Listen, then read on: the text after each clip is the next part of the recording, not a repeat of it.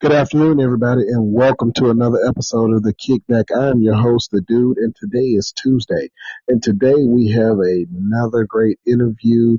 You're you're going to love, as you always do on Tuesdays. It is going to be a great show. And as we say every week, thank you for coming and being a part of the Kickback. We love every one of our love every one of our listeners. We love everyone that's involved. Dave, how you doing tonight, my Doing wonderful, my brother. How about yourself? brother? I'm doing good, man. The weather outside is frightening. It was a pleasant day, but it's turned into an ugly night. Yes, sir. It really has. It really has turned into a very, very ugly night. But they say, the storm don't last long. Yeah, it's going to be a fast mover. It's going to pass through. Right. Hopefully, we won't have because back in 2020 around this time, man, it was real bad. We had them 10 hurricanes. I mean, 10 Yeah, tornadoes that blew through here. that was yesterday. The 5 year anniversary was Yeah, yesterday the of that. second and third. Yeah. Yeah, yesterday was the 5 year anniversary of the 2020 tornadoes. Hmm. So, it is always great that we don't have those type of things uh, coming through. So, Hmm. it's Tuesday. We are on Topic Tuesday, and tonight we have the pleasure of having Mr. Derrell Payne, who is a artist. He is a jazz, gospel, and new age pop and R&B singer from Nashville, Tennessee. If you've never heard of him, you need to go check out his music. It is wonderful. He's going Oh, to he be on can. in a few minutes, and he's got Yeah, some wonderful songs. And we're going to let him tell his story about his life and coming through the music industry and how things are for him. But until he gets here, Dave, how's your day been? it's been good, man. I played pickleball today. Taught a pickleball class this afternoon with some young people. And I forgot I did something else. Made some so yeah, it's been a full day. Hello, sir, and welcome to the Kickback. I'm your host, the Dude. Hello, this is Derrell Payne. How are you, sir? I'm doing fine. It's wonderful to have you here. It's my pleasure. All righty. So before you came in the room, I did a short introduction. You are a recording artist, jazz, R&B, uh, hip. I'm not hip hop, but R&B and new age music. Is that right? That's correct. To me, music comes from the soul, so I don't try to categorize myself when I write. I just kind of write from the heart. Wonderful. Okay, so I like to explain to my guest how this is going to go. This is the this. I got a little tongue tied. This is the Kickback. I am your host, the Dude. This is a place for brothers where we have ordinary conversations with extraordinary people. And what I always tell my customers is my interview is like a mullet. We'll get the business in the front and then the party in the back. And what I mean by the party is right at the end of the interview, I'll ask you a few questions about life, about just some, nothing too personal, but some fun questions just so the audience can get a real feel that you are a real person. Okay, excellent. All righty. So now what I'd like for you to do is to introduce yourself to the audience, tell them what you do, who you are, where you're from, where you went to school, your present business, and about your career in music. All righty. Okay. My name is Derrell T. Payne. I was born in Chicago, but at the age of 6 months of age, moved to, Los Angeles, California, and then eventually Riverside, California. So that's where I grew up, Riverside, California. Um, I'm a trumpet player, keyboard player, bass player. Kind of self-taught on the bass and keyboards. But what I wanted to say, the trumpet is my main axe, and how I selected that is my mother, God rest her soul, took me to a parade, and I just was really enthralled by the sound of the trumpet and the blare. So it began at an early age. A love for music and the trumpet. Uh, from Riverside, California, moved to, well, in Riverside, I must back up. I've always played music since the age of like 9 or 10 or so. Um, I started a band at about 16 or 17 in California. And then from California, our family moved back east to Baltimore, Maryland. And from Maryland, I played in a group called Micah. Went to college in Towson. Towson University is where I graduated, but I played in a group called Micah. And from that group, one of the members of Pockets came from there. My old road manager is with Earth, Wind, and Fire. Been with them for 30 years. Tony Bullock. But I've always had a love for music. I write my own music. For the most part, I'm playing all the instruments and doing it all, engineering and all of that. And that's only through the gift that God has given me. But I just believe in music comes from the heart, the soul, and that's what I like to project my music out to people where it may help them in some way. Oftentimes you've heard of people that say, "Oh, I heard this song and it really got me through this period in my life," and so that's the type of music I love to make. So I'm a new up and coming artist. I have a song called "Let It Go," and it's a powerful message in that. So I can keep talking on and on. I mean, this is, like I said, this is an introductory of you. So, what do you, besides being an artist, is there another thing that you do as like a job or, something like that? Oh, exactly. Yes, I had the honor and privilege to work for the federal government, Social Security Administration, and I was like the public affairs director. So in that job, I educated people about their Social Security benefits. I did job fairs, had a television call-in show. Some may know it. I was like back in the day, Channel 5 Plus with Nick Barris. I also sell real estate. So I just kind of do a myriad of things, but my heart and soul is music. But Yeah. you have to do things to survive out here, my brothers. Right. Music it's wonderful. And yes, I listen to Let It Go, and there is a very powerful message in that song. And it's very relevant to what's going on in today's time. God bless you. Yes, yes.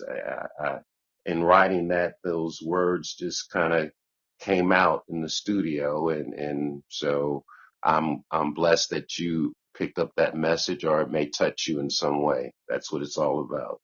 Yes, sir. It surely did. It resonated with me because we are in a time where everyone is all up in arms about all types of things, whether it be politics, whether it be religion, whether it be sexual orientation. People are all up in arms about everything. And at some point, you just got to let it go. You, You you do. just have to let it go and understand that this may sound a little off, but if what's going on is not uh, hurting you, and there's Mm-hmm. some particular. Let me say this: there are some subject matters that yes, we all need to fight for, but Uh-huh. there are a lot of social things that are going on that a lot of us don't have a dog in the fight. That is so true. When I wrote that song, how it came about is I saw a lady walking down the street, and you could tell she, whatever it was, there was a lot of pain in her. And I was like, gosh, you got to let that go. Just let it go. And so, there's a lot of hurt in the world today. And a lot of times we just can't get over it. I'm speaking personally and to someone. But you just have to let it go in order to grow from it. Yes, and that is a powerful message, and I think a lot of us hold on to some things that have happened to us in our lives, and not to say that anything that anyone has went through is less than anyone else's, but Hmm. there are things that have happened in our lives that we need to let go. We need to Exactly. let go of them.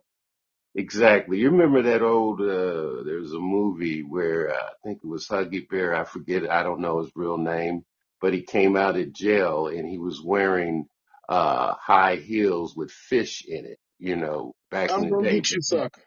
there you go. But he was out of date. He couldn't let it go. People were laughing at him, you But know. it seems to be a lot of people in that particular realm that are are time warped and stuck in There you go. particular places in their lives and Yeah. can't get out. But a lot of times that's trauma.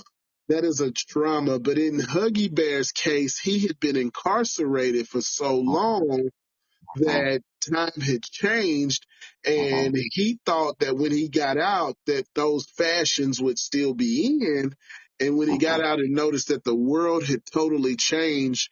I think he went to jail in the 70s and he got out in the 80s, mhm, mhm. and But life had changed. the most powerful thing you said, my brother, and I know you caught it, is times have changed. You know, times are changing. And so my whole message with that is we have to evolve with the change. You have to continuously evolve because times are changing. Right. But a lot of people, like I said, a lot of people are stuck. A lot of Yeah. people are stuck in And that's traumatic situations. and I agree. And that's why, we need to help them, those people. We need to do more outreach, there's a lot of mental instability, that's Yeah, affecting. there's a lot. Yeah, but let's just turn a corner a little bit. So, how long have you been on this journey to become a recording artist? And it looks like you put out some songs back in '06. Oh yeah, yeah. Well, music is just, we all have different gifts. And music has been with me since, oh gosh, 7, 8 years of age. I can remember tapping on the dinner table. My mom would tell me, boy, stop that tapping. I've tried the violin, the drums. But anyway, I mean, it started at a very, very early age. I'd say around maybe 7 or 8. I've had over about 50 years of experience playing. It's something that I never will stop because it's just embedded in me. Uh, I've had the same trumpet, and my mom got me the best trumpet that she could get, which was one of the best and is the best, like a Bach Stradivarius. Got that at the age of 12. I still have that same trumpet, so I'm very much attached to my music. Hey, once anything gets into your soul, it's hard to Mhm. get rid of. Oh, you can't. You can't. It becomes a part of you. You may, just like I'll be honest with you, just like this podcast that I'm on right now, you know, I had no idea I'd be speaking to you today, you know, and that's how music is, you just never know where your gift will take you. You never know. Very much so, and that a lot of people have told me that, and I've only been doing this for a short time, but um, I tell people all the time, it's sort of like you in music. You'll play music for the rest of your life, even if you don't get paid for it, right? Correct. And I'll for the probably most do part, this. for the most part, I haven't been getting paid for it. But you're doing it for the love of the music, is what I'm trying to say, right? Exactly, exactly. If I didn't, man, if you go into this, just looking for a paycheck, you're not going to last. It's not going to work. And that's the same with me. I'm not looking for a paycheck. I'm looking to change the world. Mm-hmm. I'm Mm-hmm. looking to change the narrative on men and showing that we are true humans. We bleed, we have emotions, we have breakdowns, we cry. We've been through some things. We've been, uh, and I'm going to say this word, but and a lot of people take it as one particular area, but we've Mm-hmm. been molested also. That's deep. Yeah. Yeah. Yeah. But take that word into a broad perspective, because when you say the word molested, people go straight to SA. They go Right. straight to that. Right. But you can be mentally molested, emotionally molested. You can be uh, taken advantage of in a lot of forms and fashions. Well, even that you say molested, I could say castrated, shouldn't in a way, to, and that's such a deep subject and a deep, uh, thing to say. But, it's like certain things, are built in to hold you back. And that's why I'm saying we got to keep evolving, keep moving, get around those obstacles and hurdles that Right. are trying That to. it is hard for some people to get around those hurdles. It's hard for some people to move past certain things in life and understand that, you know, life will be better if we tackle the things that are hurting us. If we Mm-hmm. we can tackle the things that are hurting us.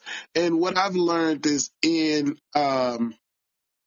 those moments where you are the scaredest or the confused about anything in life is when your breakthroughs come through. Say that.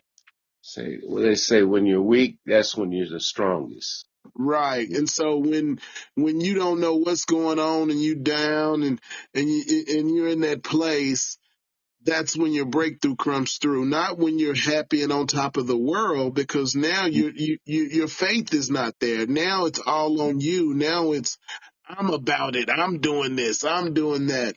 But God blesses you in your darkest moments. Well, I'm getting ready to say you having church up in here now, Doc. You you're right. It's like, when you get broken down, there's nowhere else to go but, you know, to the word. And so but that's so true. So true. Yeah, it is. It is. So you have been a real estate agent. You've worked for the federal government, and now you're a recording artist. Out of the three of those, which one do you like the best? Oh, you already know music is my heart. That's my soul. You know, the others I enjoy as well because I like the fact of, always trying to help somebody. You have compassion. And so really all those things that I did outside of music are pretty much interrelated in terms of, you know, maybe music has a message, but in serving the public, there's a message as well, you So know. what? Here's a question from the text. It says, "What was your inspiration behind Man of Glory?" Ooh, that song just came to me from nowhere, really, because um, I don't speak the way that the words are in that song, but, you know, I was thinking, God came from high to be so low to save you and I. And I guess I was just going through a period where, the man of glory, he comes from high to be so low. The words in that song are really, really deep, but they're uplifting, you know. So I don't know if that's answering the caller's question. Hopefully it That's does. fine. So, how long did you work for the federal government? I started at a very young age. I worked there for 30 years. 30 years. Okay. And what Yeah. was that like? Ooh, well, you can imagine as a black man, working for the government, I went through some of those things, but it was a good experience. I can't say that I really experienced a lot of negativity, because I ended up being in the job that was just tailor made for me, being into public affairs. Helping people, doing outreach. It was a great organization that I worked for, and they still are a great organization. I'm not trying to go political, but Social Security, I always feel will always be around. Always, always.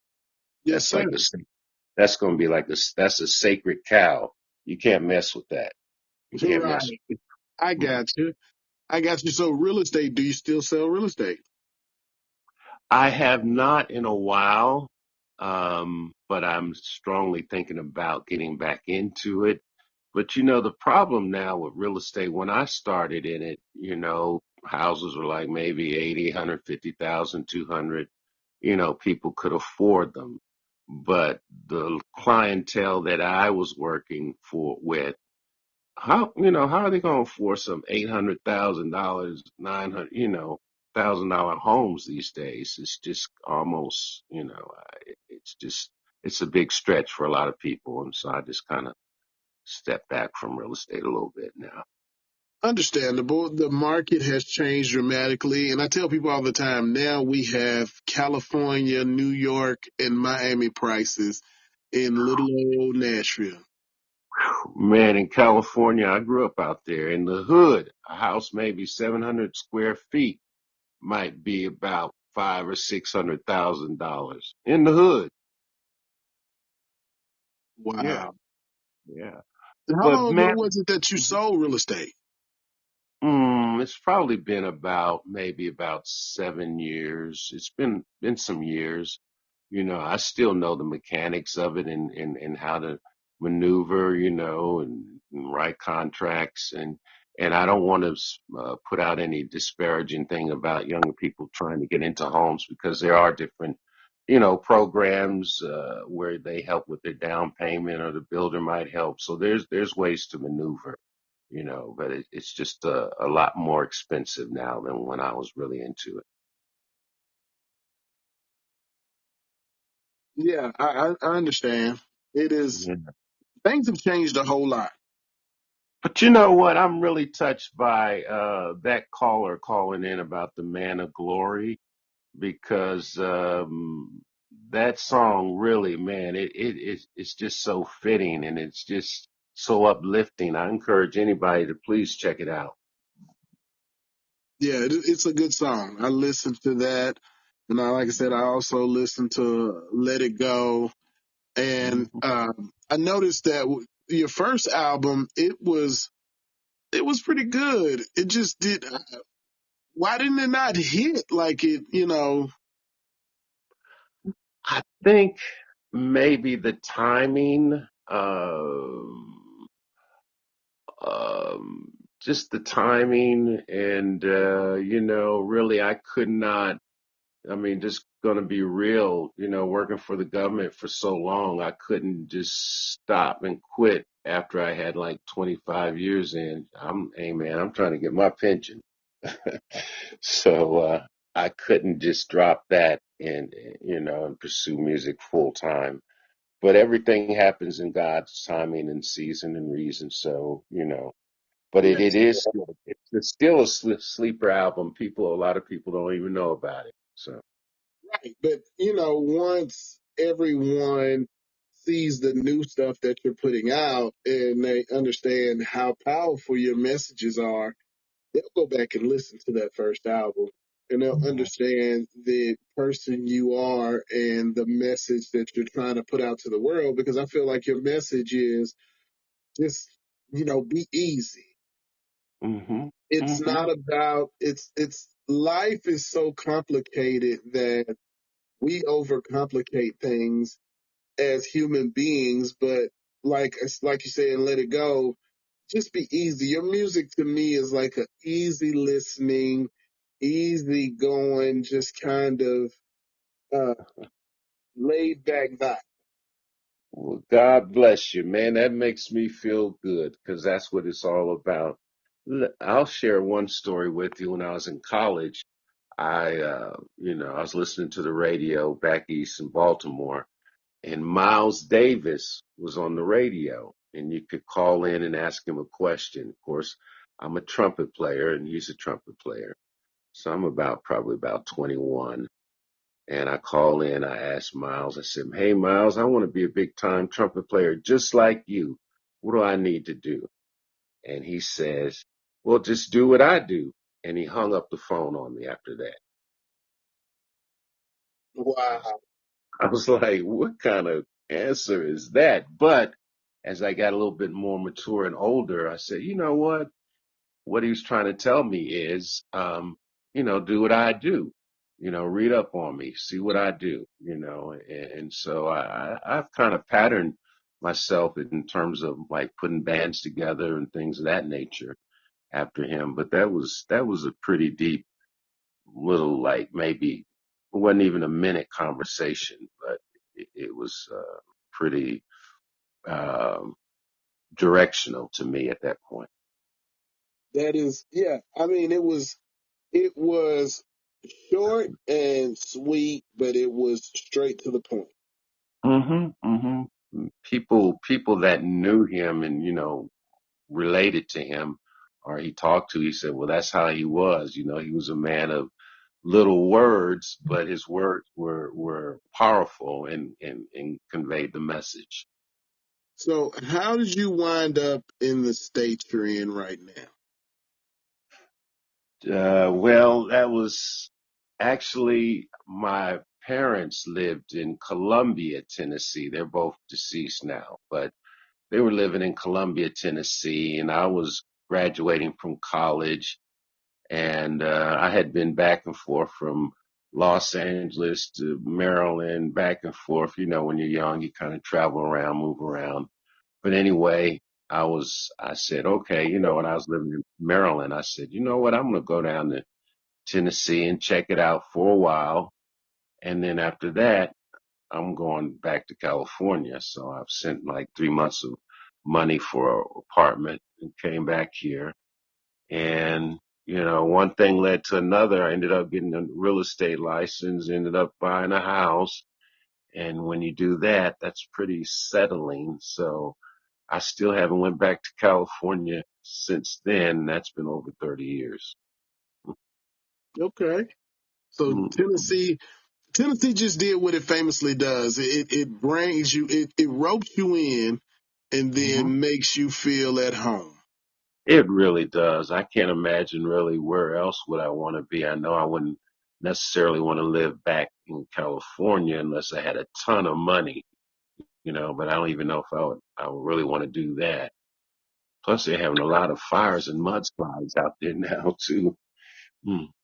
Okay, so you've been in Nashville, you've been in Tennessee for, you say, 30 years? Yes, sir. Yes, sir. Love Tennessee. Love Nashville. Family, children? I have family here. Have a niece and nephew I helped through college.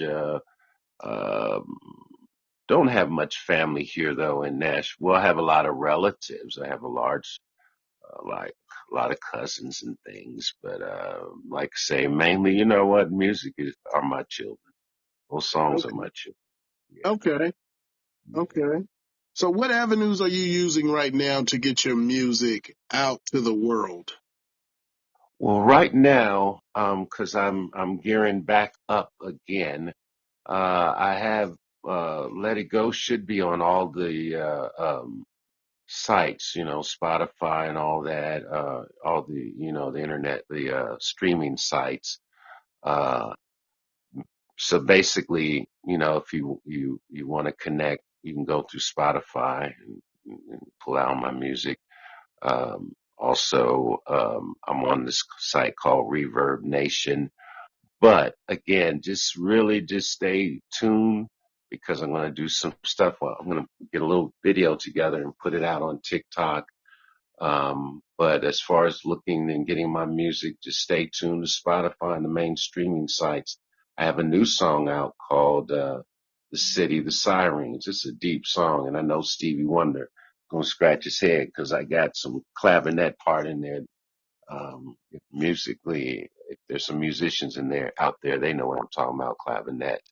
Yeah, But that one you just released that one. Like how many days ago? Because it said 2025 on that one. yeah, it hasn't been that long. Maybe about no more than about maybe 3 weeks or so at Yeah, the because most. I use YouTube Music, Mm-hmm. Wow, and and you're do what? great, and you were able to pull it up. Fantastic. Yes, that's I was able to pull up your music in your catalog there on YouTube Music, and that's Man, where I listened to your music at. And I saw Cities of Sirens, but I didn't listen to it. Like I said, I listened to Let It Go and Man of Glory. I listened to those songs God bless. and read your bio a little bit and just kind of, tried to get a feel for who you were. And Mm-hmm. God bless you. Well, check out that though, "The City of Sirens." That's a deep song. That's another okay. deep. Now, how Mhm. did you come up with that one? Actually, my cousin who lived and grew up in Chicago helped write that. He's passed away now, but we all have those relatives that may have lived a different type of life, kind of tough. Being in Chicago, you can imagine hearing, sirens and things, but he helped write that. And so that's how the idea came up, a lot through him. And his name is Stephen Hetherington. And like I say, he just passed away in September, but it talks about, life, death issues. It's a deep song. Got to check it out. Okay, once we get done here, I'm going to check it out. So, what about any venues or are you going to be playing anywhere? That's what I'm starting to do, especially the spring is coming out. Mainly, I had been concentrating on, putting music out on the radio. But yes, I will start playing out more. I used to love playing at what was that BB King's Club downtown, I think Second Avenue, but it got blown up, crazy, isn't it? But Yes. that place, and I think so. Just stay tuned. I will keep you posted. I have a Facebook page, Derrell Payne. You can go there and get information. And then, of course, if I'm doing something, I'll be promoting it. You'll know about it. Right. And that's always wonderful. And here at the Kickback, we always love to be on the cutting edge. So, we can always reschedule you to come back for another interview when you launch something new and you can present it on here. Oh, So good. you've been playing music for a long time. Is there any artist that you've played with that someone would know? Well, like I said, back east to play with a number of guys, especially if you heard the group Pockets. You ever remember that group Pockets? No? But No. anyway, Garrett, the Granger brothers, played with some of the guys, one of the guys in coming out of Earth, Wind and Fire. I can't remember. Um, Backed people, back groups. Let's see, what was that group? Odyssey, I think the group was called Odyssey. But when I was in California, Ohio Lakeside Express was starting out just the same time I was, and we did shows together back in the day, and they're Okay. still rolling. But mainly, I just stay to It's myself. I'm gonna be honest. It's all the way live. all the way live.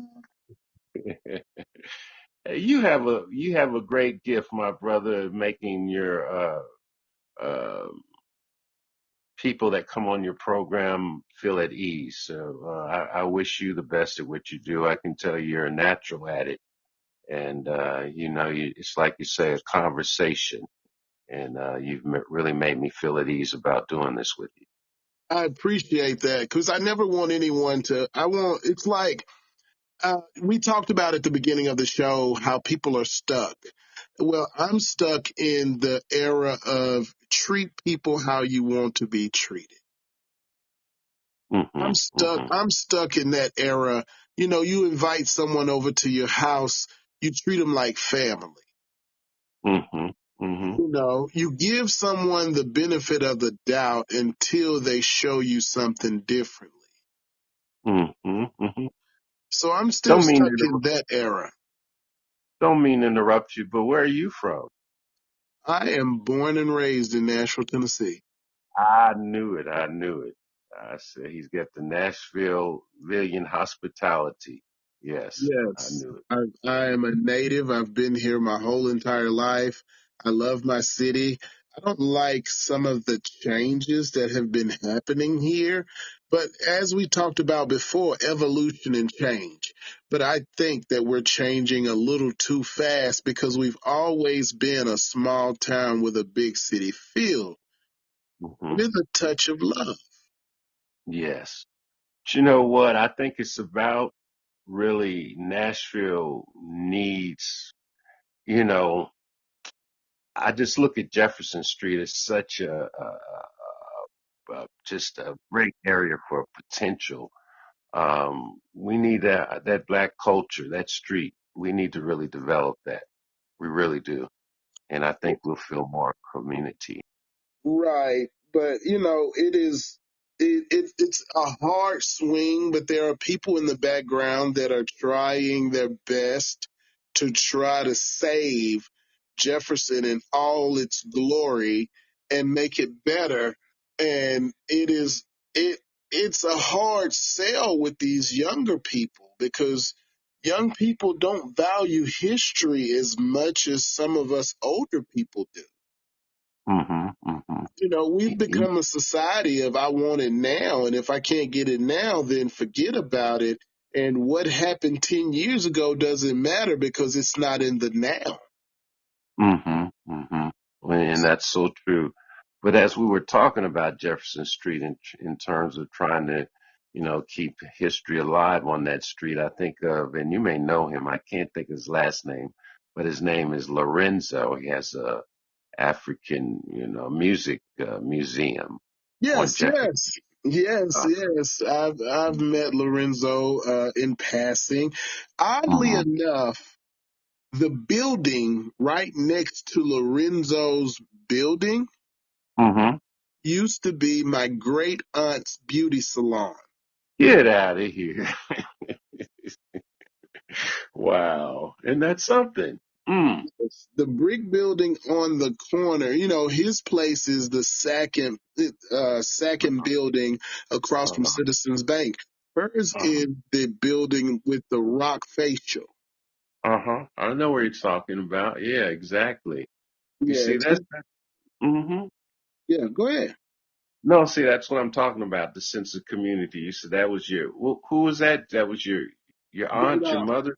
It was my grandfather's sister. Wow. That was her place. But see, back in the day, Jefferson Street was, the metropolis of a lot of black businesses and it If was just a Jefferson was still the metropolis it was back then, that's where you'd be at. You'd be right. somewhere on Jefferson with your Yeah. trumpet Yeah. entertaining a crowd. Right. And, that's what I'm saying. If someone really had a lot, some money to put into it, I see that as being a major possibility that it would be pretty successful. I really do believe that. I believe it. Really. You know, with the evolution of everything, things come back around in circles. Things Hmm. always, you know, the afro came back for a little while. Uh, Hmm. bootcut jeans came back. You know, bell bottoms came. Well, bell bottoms are actually bootcut jeans, and so bell Hmm. bottoms came back. For a little while, high top fades came back. You know, things go in this life we live in. Everything cycles. Everything goes in cycles. And right now, we just may be in a difficult part of the cycle. In some aspects, we may be in a difficult part of the cycle, but this shall not last. Oh no, no, no. Exactly, exactly. But you know what I was saying? Like in our community, we knew about hot chicken a long time ago, didn't we? But Yes, all of a sir. sudden, it's launched everybody. Hot chicken is everywhere. You know, all kinds of people eating hot You chicken. know what? I don't even want to get started on that because that's one of those hotbed subjects that really just kind of burns. And I ain't talking about that way, but it kind of burns my butt because that that could have been, and I don't know what the family is working on in the background, but if they had the proper business guidance years ago, Mm-hmm. that Mm-hmm. family would be set up for life. Wouldn't they? Wouldn't they? And I mean, now others have taken over with that. And I mean, I mean, that's Nashville now. You know, hot You chicken, can hot find fish. hot chicken in Japan. Isn't that something? I didn't know that. Hot chicken has made it's global. Hot chicken is global. Uh, uh, Dave says Dubai they have hot chicken. Wow. And didn't it start out at what, Prince's Hot Chicken or something? Yes, Didn't it? sir. It started out That's here in Nashville. what I thought. That's what I thought. In fact, I think the story I heard was the wife was mad at her husband and she wanted to make the chicken real hot and turn Miss around. Andre, and he loved it. Yeah. He loved it. So here's a question from the audience. It says, "Have you ever done a free concert at one of the community park amphitheaters?" No, but you know what? I'm planning to do something. I want to do something at Fort Negley. Okay. Nobody's used to it. I want to do something at Fort Negley this spring. So maybe like around May or so. But you'll hear more about it. But I'd like to do something at Fort Negley. I don't think anyone has really ever done much there, but that's a historic site, and I think that'd be just great to hold a music venue at. They do a Juneteenth celebration there. Yeah. Uh-huh. Yeah. Every year Beautiful. they do a Juneteenth celebration at Fort Negley. Well, I'd like to celebrate, by playing my music at Fort Negley. I'm gonna really try to make that happen in May. So the person who called, please look at look me up on Facebook, or if I do it, I might even have some radio plug about it. But yeah, Right. good idea. So here's the thing. Here's a question. Here's a question. You put out an album in '06, and then you just put out Let It Go, and then you just put out Sirens of the City. Um uh the first album, how did you market it, and what was the primary listener? If you had any feedback, who was the primary listener to your first album? Well, to be actually absolutely frank with you, I really wasn't thinking about any of that when I made the first album. It was just, I was in this zone where everything was coming out in a gospel vein musically. So I was just writing music from the heart. I wasn't thinking about who I'm trying to market it to. But what turned out was, like, I have Amazing Grace I play on that first album with the trumpet, and I really didn't put much into it. And that one turned out to be, young white kids enjoyed it.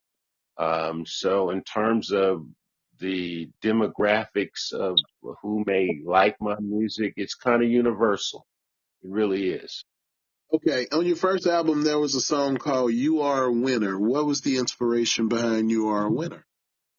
Well, I just wanted to be again uplifting to everybody to let them know that, hey, no matter what, you're still a winner. You know, even though you may feel that you aren't, you're a winner. Even though you may feel, that that was a hard knock, but that's a lesson learned, and from that you shall grow. But I just feel like, hey, we're all winners. Where I love your personality. Let me say that first of all. I love your personality. I love your uplifting spirit. Where did that come from? How did you get such a happy-go-lucky uh, personality? Because you meet some people and they just, some things because I'm a person. I don't have to see you. I can read people through the sound of their voice and if they sigh, if they do this or they do that. And then when I meet people, I have this sense of reading people. And for Mm-hmm. you, it's so optimistic. Where does that come from? Well, God bless you. I don't know. It comes within. That's just, that's my, I guess my aura, my spirit. Of course, I had a great parent in my mom, raised me right, do the right things, treat people the way you want to be treated. Um, it takes too much energy to project negativity. You put that energy into something positive, it'll go a lot further. But to be negative, uh, or downbeat, that takes a lot of energy and eventually it takes over. So I've just always I don't know. I've just tried to enjoy, as God says, hey, we got to enjoy every day because tomorrow's not promised. Right. But my thing is this, I totally understand and that's how I live my life. For the most Hmm. part, I live my life in the fact of, I'm optimistic. I love everyone.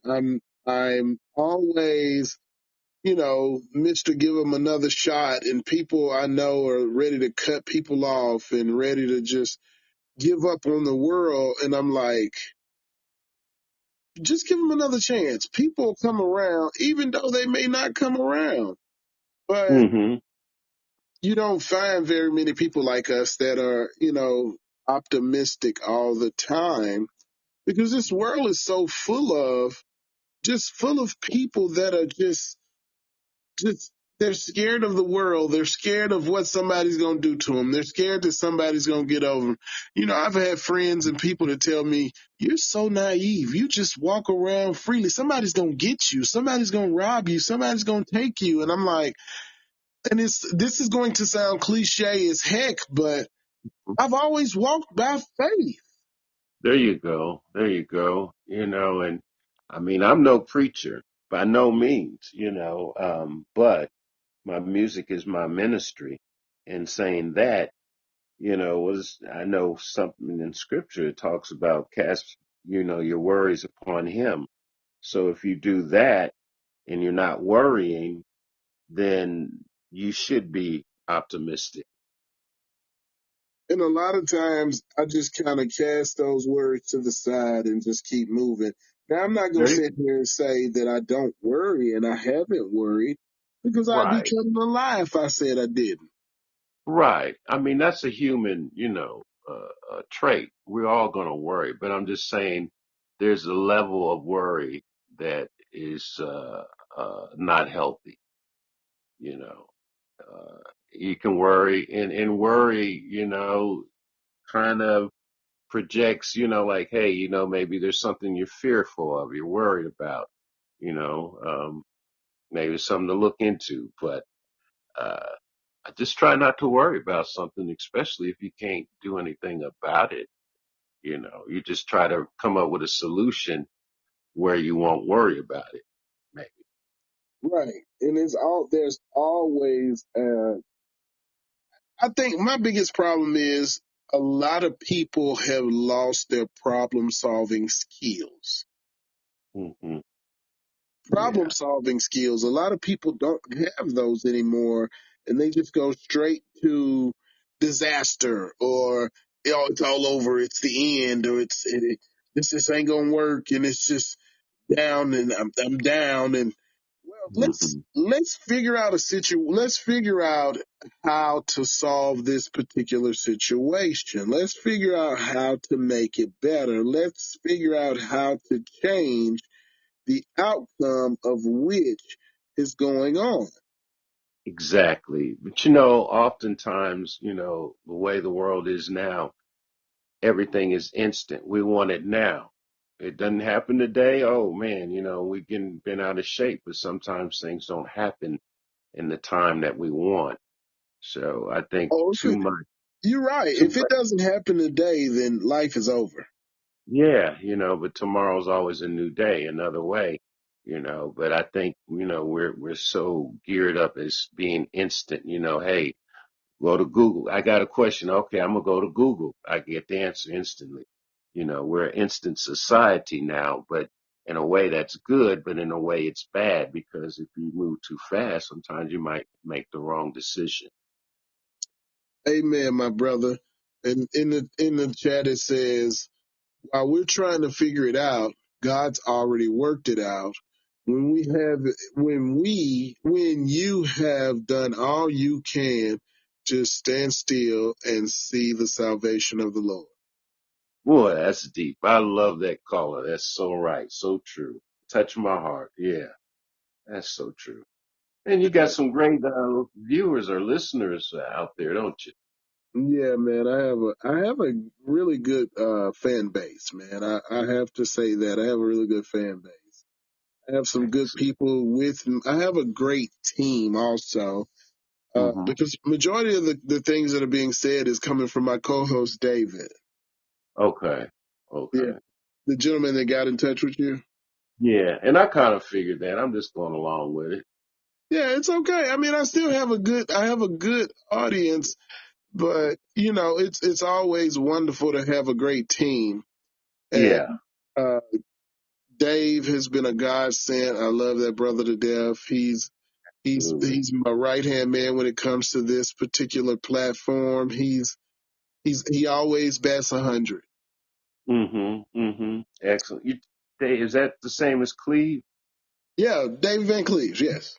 Okay, okay, yes, yes, yes, yes, Yes, yeah. he's a wonderful brother and a great man of God, man. When I tell you, I you know some people like this is my show. I'm the host. You hear me talking, but I like to pay homage to my partner because a lot of Hmm. people don't pay homage to the people that work with them, and I always Hmm. want him to know that he's well appreciated, and without him, some of this wouldn't be possible. Oh, I have much respect for you, and that's so true. That's deep. Have much respect for you, man. By saying that, that's so true. You can't do it all by yourself. You No, can't. you can't do it all by yourself. So we're coming down to the home stretch. So Uh, now it's time to do the party part of the show because we've gotten who you are, what you've done, your love for music, where you come from, where you're headed to. We've got all the business out of the way. So now comes the fun part. Well, I call it fun because I get to ask these questions. So, are you ready? I'm ready. I'm like, uh-oh. So, if I was to get in your vehicle right now, what would be playing on the radio?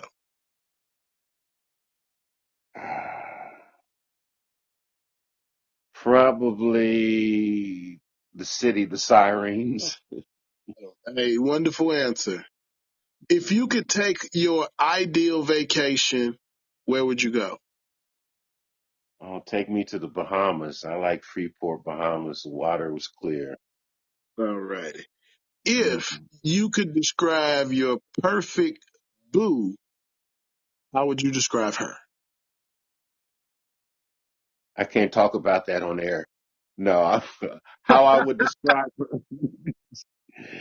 the features. I mean, you know, hey, everybody wants what? Love, trust, honesty, loyalty, you know, respect, affection, all those good things. Great Plus, you answer. I know, love it. I love it. Great answer. I mean, for the last past few shows I've done, I've asked the same questions, and most men go right where you went. It seems to be more men are looking for a more of an internal attraction versus a physical attraction. exactly the physical. I mean, it may not fade out, but you have to have more than just that. That's, you got Listen, to it talk. changes. It changes. Yeah, it I'm pretty does. sure, and no disrespect, but I'm pretty sure your body doesn't operate the same way as it did 20 years ago. I don't know about that, my brother. What? Okay. All right. So, what is your guilty pleasure? What do you mean? Like food, like sweets, like what is your guilty pleasure? What is that one thing that you go to, you'll get up and drive to the store because you got to have it? Red vine licorice. Red vine licorice. First, that's the Oh man, first. love me some licorice. Okay, okay. Love some licorice. Hey, everybody, they wouldn't sell it if people wouldn't eat it. That's right. I just, I don't know. Maybe it's from growing up in California and going to Disneyland and eating the candy, but I love red vine licorice. Where do you see yourself in the next 10 years? Mm. Playing music at different venues all over the world. Wonderful, wonderful. Speak that into life, my brother. Speak it into Mhm. life. Yeah. Yeah. Speak It's, it into life. Speak it everybody has, into life. everybody has a season, and sometimes you can feel strongly that, hey, this is the season. So that's how I feel. Right. Everyone has a season and everything has a reason. So here's Hmm. the thing. You've already given out your information, but go over it again. Where can people find your music? How can they find out about you? And um, just give us a bit of information, your social medias, any of those things that you want to put out there so people will know where to find your music. Because it's wonderful music. If you're listening to this, go find Derrell T. Derrell T. Daryl. Derrell T. Payne. Yeah, yeah, yeah.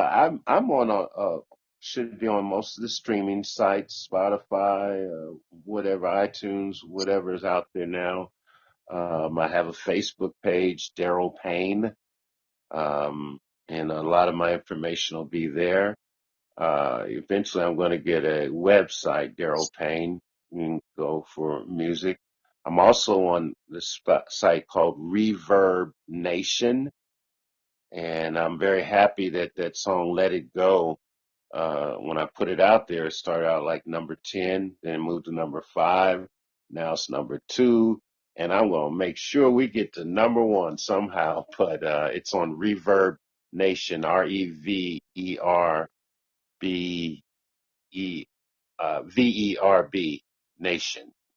Um, so just Google my name. You'll be able to find me. But I'm gonna make sure that caller ask about music venues.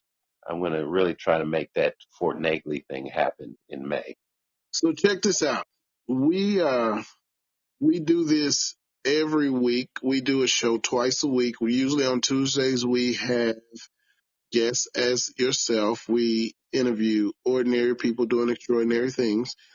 And on Fridays, we do something called a Freestyle Friday where we have an open forum for men to come in and just have conversations about life, love, or whatever. And Hmm. it is we have some really great gentlemen that are there and we have some really great conversations. And I try to extend an open offer to the guests that come on my show to come in, whether you come in and just say hello, whether you come in and you talk, whether you just come in and listen. Mm-hmm. Fridays at Hmm. 7 p.m. We do Hmm. this every Friday. Okay, and it's on your podcast. Yes, I will. Okay. It's every Friday on this show. Okay. I'm sure I will So check it out. yes, God, I'd love for you to come in and check it out. And just like I said, you can come in and listen to the conversation. You can come in and join the conversation. You can come in and start a conversation if you'd like. You can come in and just ask an off the wall question and let the panel give you their feedback and just see where it goes, because it's a soundboard for men to be able to have open and honest and transparent conversations about whatever's going on in their lives. God bless you.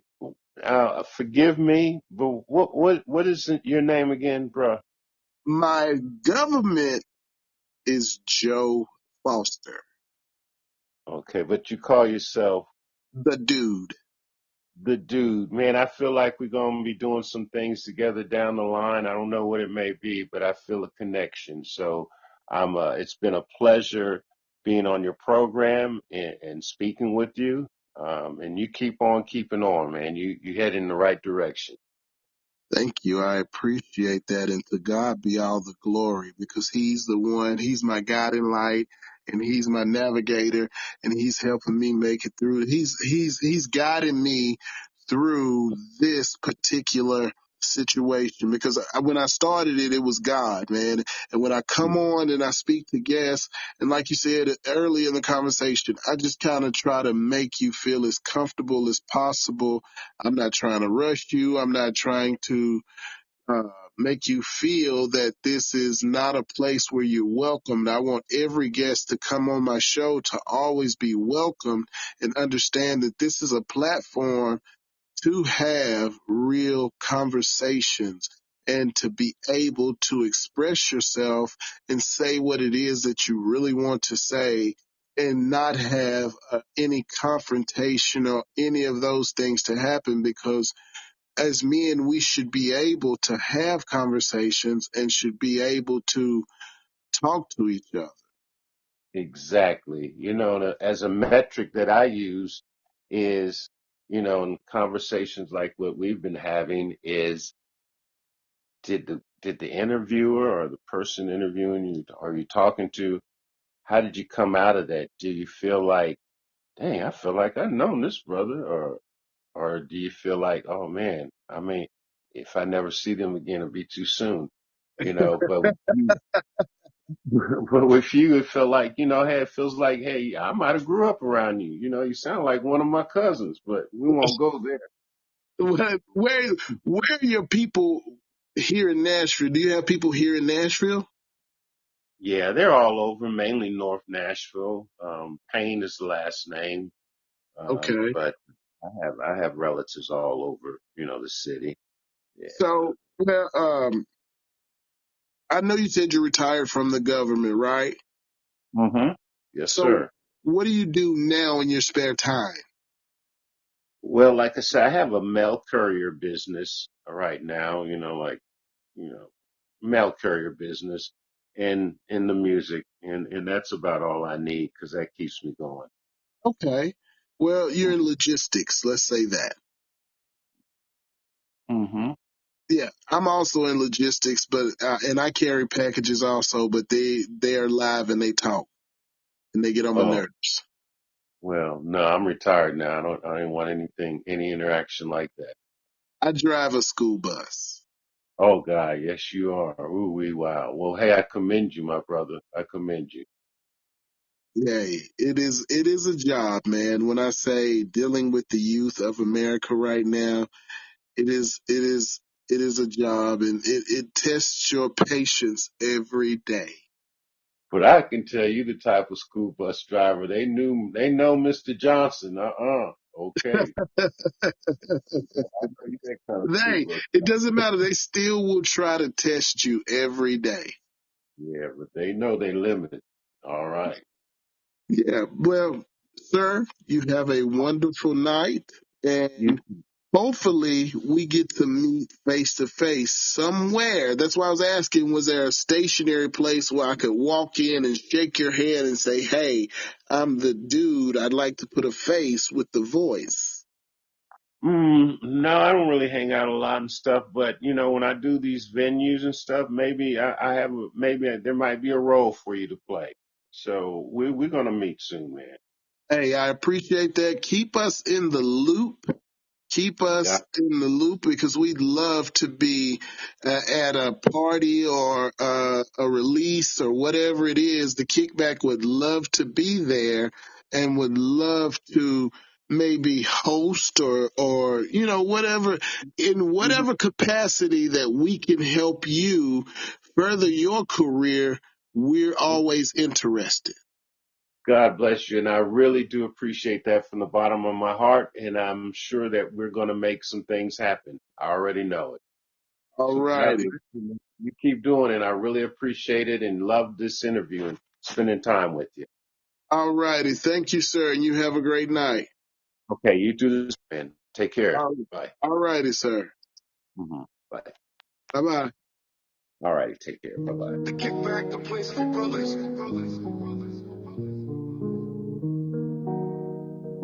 Yeah, yeah, yeah. The kickback, a place for brothers.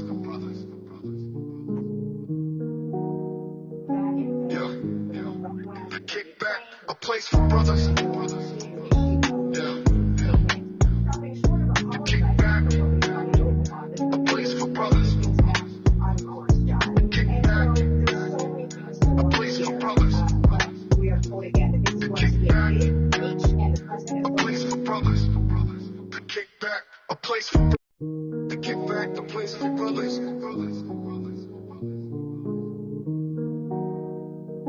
Yeah, yeah, yeah.